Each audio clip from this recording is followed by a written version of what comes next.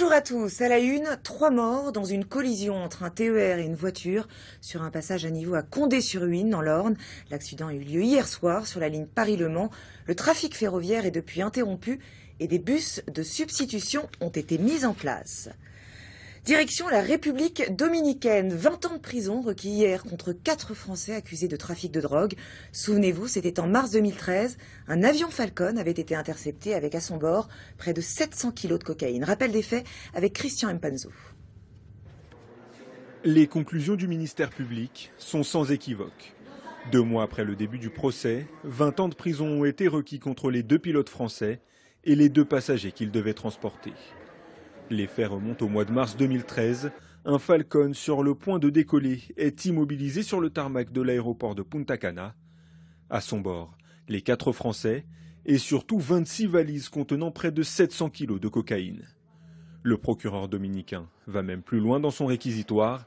Il accuse les 4 Français et 10 autres prévenus de former un réseau international de trafic de drogue. Les 2 pilotes clament leur innocence depuis 2 ans et affirment encore ne pas avoir été au courant du contenu des bagages. Le verdict pourrait être rendu avant la fin du mois d'août. Retour en France avec la libération d'Isabelle Prime. Après 163 jours de captivité au Yémen, la jeune femme de 30 ans est arrivée hier soir à Paris. On retrouve notre envoyé spécial Mathieu Boisseau devant l'hôtel où Isabelle Prime et sa famille ont séjourné cette nuit. Alors, que va-t-il se passer dans les prochaines heures, dans les prochains jours à venir pour la jeune femme ? Écoutez, pour Isabelle Prime, la priorité, c'est évidemment de prendre du repos. Je me trouve juste devant l'hôtel parisien où elle est arrivée hier soir accompagnée de sa famille. Et c'est là qu'elle peut profiter de retrouvailles dans l'intimité. Concernant son programme du jour, il devrait être a priori habituel, c'est-à-dire le même que pour les autres otages déjà revenus en France par le passé. Très concrètement, il devrait y avoir un suivi médical à l'hôpital du Val-de-Grâce. Un suivi psychologique sera proposé à Isabelle Prime. Et puis, dans les jours qui viennent, elle sera auditionnée une nouvelle fois par les services secrets français pour connaître les conditions de sa captivité, mais surtout l'identité de ses ravisseurs. Aux États-Unis, James Holmes, l'auteur de la tuerie d'Aurora, échappe à la peine de mort, mais passera le reste de ses jours en prison. La nouvelle est tombée hier, en 2012. Il avait tué 12 personnes dans un cinéma du Colorado, Ambroise Duché. James Holmes, 27 ans, va passer le reste de sa vie en prison. L'auteur de la tuerie d'Aurora aux États-Unis a été condamné cette nuit par un tribunal du Colorado à la prison à perpétuité réelle. Le meurtrier a échappé à la condamnation à mort, faute d'unanimité entre les jurés. Immédiatement après l'annonce de cette décision, les familles de victimes ont exprimé leur indignation. Justice n'a pas été rendue.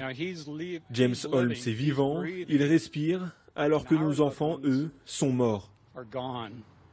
Le 20 juillet 2012 au soir, James Holmes fait irruption dans une salle de cinéma de 400 personnes. Armé d'un fusil d'assaut, il tire au hasard sur les spectateurs. 12 personnes sont tuées et 70 autres blessées. Un bilan qui aurait pu être encore plus élevé si l'une des armes du tueur ne s'était enrayée. À l'annonce de sa condamnation, James Holmes est resté impassible, comme pendant toute la durée de son procès. Regardez à présent ces images impressionnantes de Taïwan balayées par un puissant typhon ce matin. 4 personnes ont été tuées, 2 millions de foyers privés d'électricité. Le typhon devrait quitter l'île à la mi-journée avant de traverser le détroit de Taïwan et de toucher la province chinoise de Fujian. En France, avec les chaleurs des dernières semaines, les vendanges ont commencé plus tôt que prévu.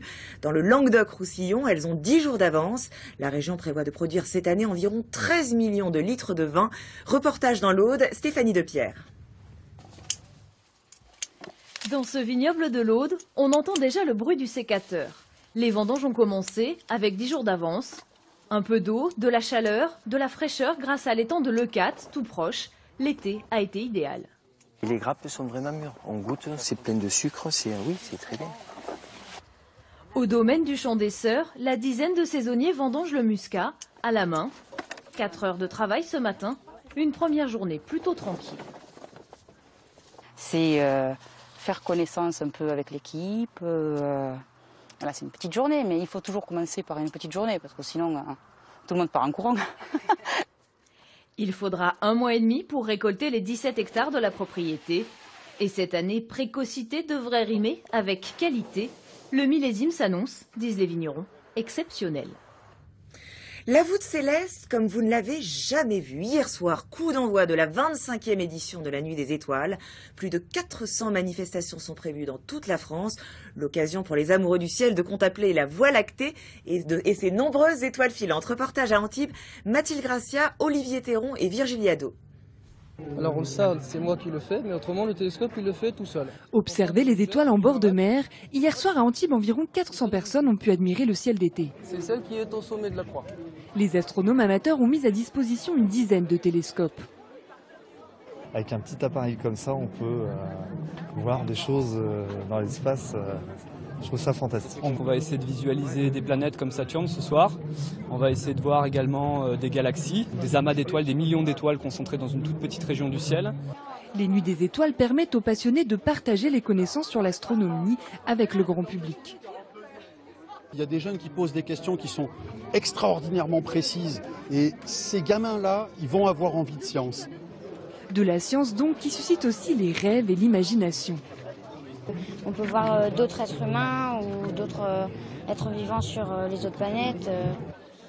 Un voyage dans l'espace, les activités ont lieu jusqu'à dimanche. Voilà, et la Nuit des Étoiles aura lieu jusqu'à dimanche soir. Et justement, pour en parler, Clément Plantureux, bonjour. Vous êtes astronome, membre de l'Association française d'astronomie, l'initiatrice des Nuits des Étoiles en France. La Nuit des Étoiles, c'est quoi? Quel est l'objectif? Alors l'objectif des Nuits des Étoiles, c'est tout simplement d'essayer de sensibiliser un maximum de personnes à l'astronomie, de pouvoir profiter de la voûte céleste, de la beauté du ciel, en passant un moment agréable, convivial avec la famille, les amis, partager un moment avec les astronomes amateurs qui nous montrent les objets dans le ciel. Voilà, juste passer un très bon moment en été, pendant les vacances, pouvoir observer les étoiles filantes. Cette année, cette Nuit des Étoiles promet d'être particulièrement exceptionnelle. Est-ce que vous pouvez nous dire pourquoi? Alors, comme chaque année, ça tombe pendant cette grande pluie d'étoiles filantes des Perséides. Donc ça, c'est le premier point. On a beaucoup d'étoiles filantes. Dès le moment où on s'éloigne un petit peu des grandes agglomérations, on peut voir vraiment le ciel obscur total. Au-delà de ça, la Lune n'est pas visible pendant ces 3 jours. Alors la Lune, c'est évidemment très beau à observer. On aime tous la Lune, mais par contre, sa lumière camoufle un petit peu la lumière d'autres étoiles qu'on pourrait habituellement voir si elle n'était pas là. Et donc là, justement, elle ne sera pas là pendant ce week-end et donc permettra de faire des observations très intéressantes. Voilà.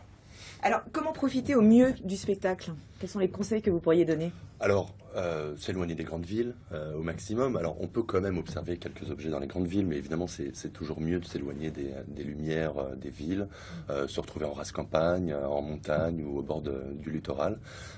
Et puis, alors, si on veut observer les étoiles filantes, pas grand-chose d'autre, un transat, s'allonger dans l'herbe, observer le ciel. Et si on veut observer d'autres objets comme Saturne, de grosses jumelles ou un petit télescope suffiront.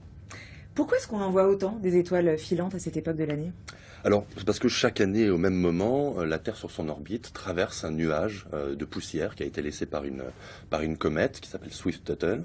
Et en fait, c'est voilà, donc tous les ans, au même moment, la Terre traverse ce nuage et les petites particules de poussière de cette comète vont pénétrer dans l'atmosphère, se désagréger et vont laisser des traînées lumineuses qu'on peut voir, les étoiles filantes.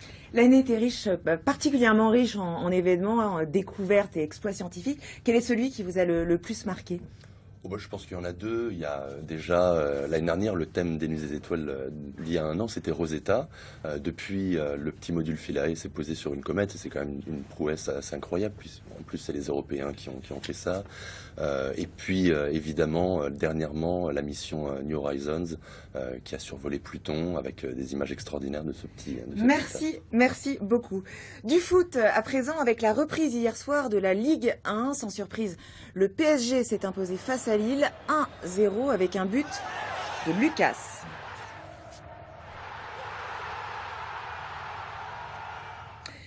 La natation avec les mondiaux de Kazan au programme aujourd'hui, 2 Français en finale. Florent Manodou s'est qualifié hier soir sur le 50 mètres nage libre et Mehdi Metella pour le 100 mètres papillon. Nos envoyés spéciaux, Grégory Naboulet et Florian Lemoyle. Il n'allait pas manquer un tel rendez-vous. Florent Manodou est bien en finale du 50 mètres nage libre ce soir. Et après ses médailles sur le 4x100 et le 50 mètres papillon, il peut obtenir ce soir un 3e titre de champion du monde. Hier, il a signé le 2e temps des demi-finales derrière l'Américain Nathan Adrian. C'est bien d'avoir un mec à côté de moi qui fait 21,3 en 2000, ça va me booster encore plus et je vais essayer d'aller chercher le titre.